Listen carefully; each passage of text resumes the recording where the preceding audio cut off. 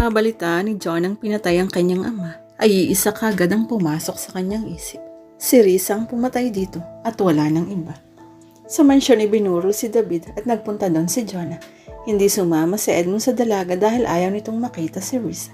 Bakit nagkapakita ka pa dito? Nagulat si Jonah nang marinig ang pamilyar na tinig na iyon na nagmula sa kanyang likuran. Nang lumingon siya ay si Sorry ng kanyang nakita.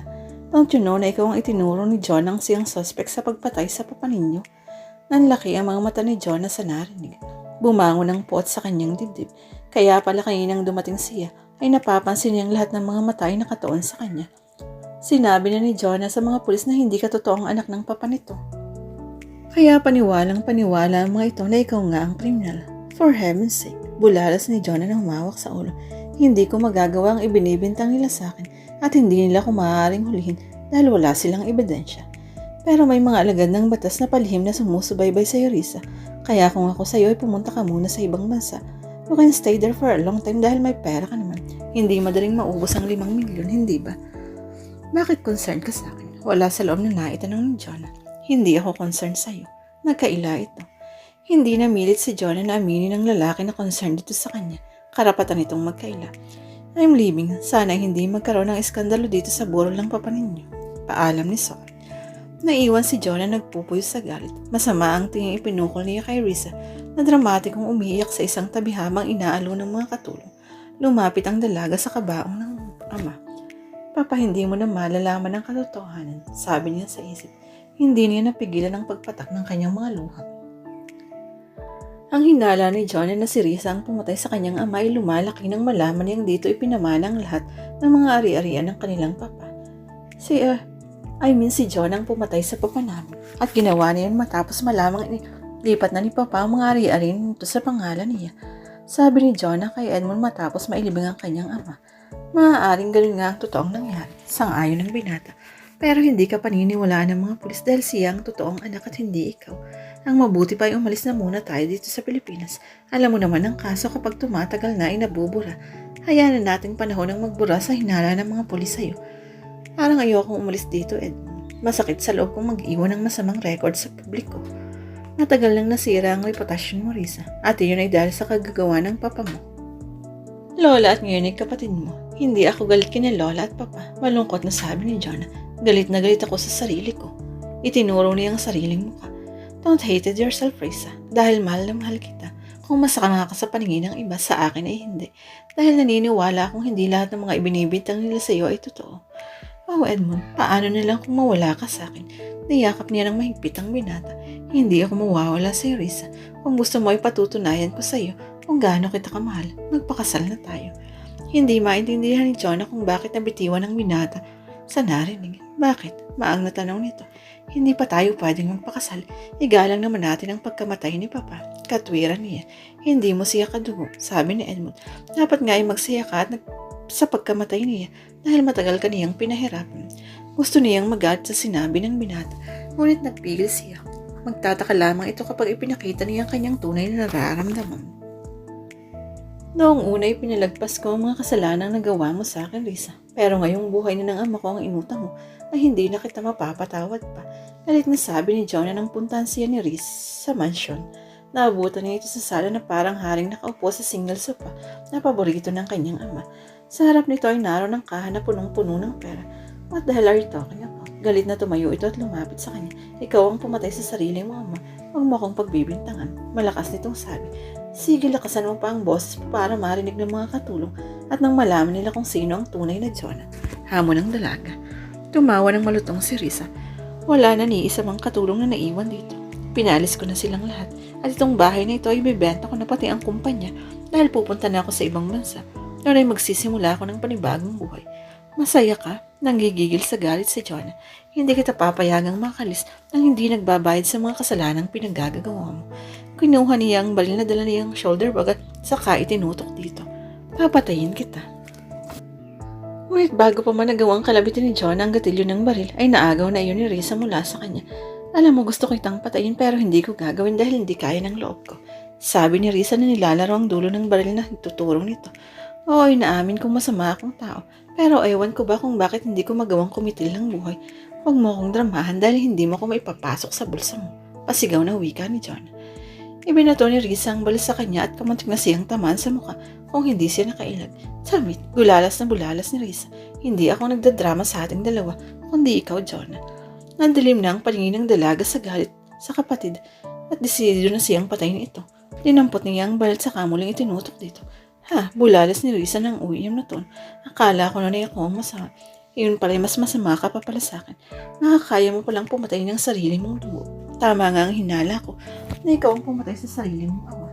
Bawiin mo ang sinabi mo, Risa. Nanginginig ang tinig ni John sa galit. Hindi ako ang pumatay kay Papa, kundi ikaw.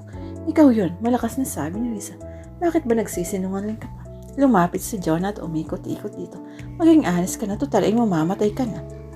Inilapit ni Risa ang sarili sa kanya at saka hinamong kalabitin ng gatilyo. Hindi ko kailanman aaminin ng isang kasalanang hindi ko nagawa, John. Alam ng Diyos kong totoo man siya na hindi akong pumatay sa ama mo. Tumingala ito sa kisame. Pinlano ko noon lasunin ng Papa pero hindi ko nagawa dahil sa loob ng panahong magkasama kami ay pinakitaan niya ako ng maganda. Dinalaw ni John na si Soren sa kulungan kahit ayaw siyang payagan ni Edmund. Bakit mo nagawang patayin sina Papa at John? May luhang sumungaw sa kanyang mga mata nang itanong iyon sa byudo. Nalukot ang mukha ni Soren at titigan siya ng matagal. You don't need to act, Risa. Dahil alam mo na kaya ako inako ang kasalanang nagawa mo ay dahil mahal kita. Namilog ang mga mata ni John sa narinig. Noong una hindi niya pinaniwala ng sinabi nito, pero ngayon ay gusto niyang maniwala. Minanap ni Soren na magkabila niyang palad. Isa akong hangal na umibig sa isang katulad mo. I hated myself for loving you, Risa. May luhang sumungaw sa mga mata nito.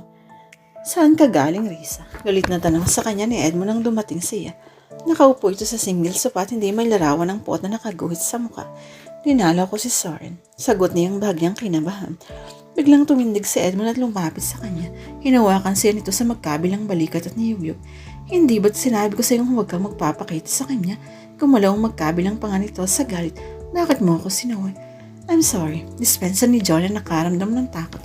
Sa kauna-unahang pagkakataon ngayon lang niya nakitang nagalit ang binata.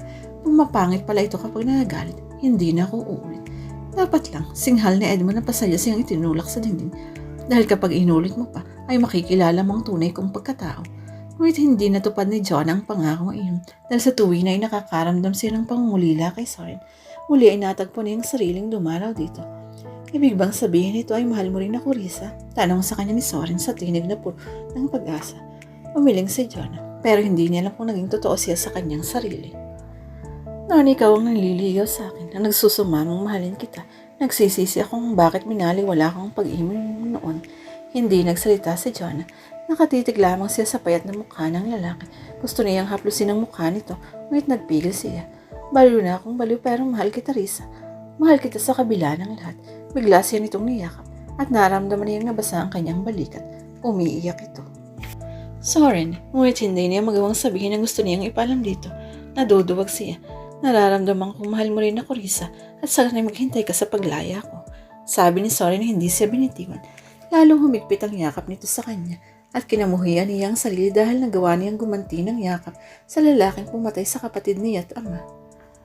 Madilim ang buong kabahayan nang dumating si John. Nakala niya ay wala si Edmund, ngunit nang buksan niya ang ilaw ay nakita na itong nakatayo sa isang sulok.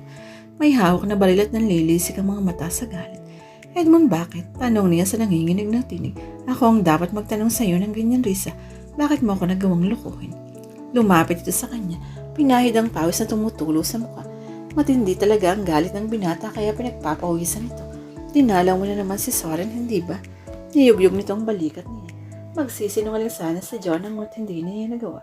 Just for friends. Saka sa ngalan na rin na brother-in-law ko si Soren, kaya ako siya dinalaw. Lawyer, singhal sa kanya ni Edmund. Kamuntik na nitong ihampas sa kanyang mukhang hawak ng baril. Nagsasabi ako ng totoo. Sabi ni John na nanalong nanginig sa tinig sa takot. Subalit hindi siya pinakinggan ng binata. Alam nitong may iba pang dahilan ng pagdalaw niya kay Soren. Wala kang utang na loob, Risa. Bigla siyang sinimbatan ni Edmund.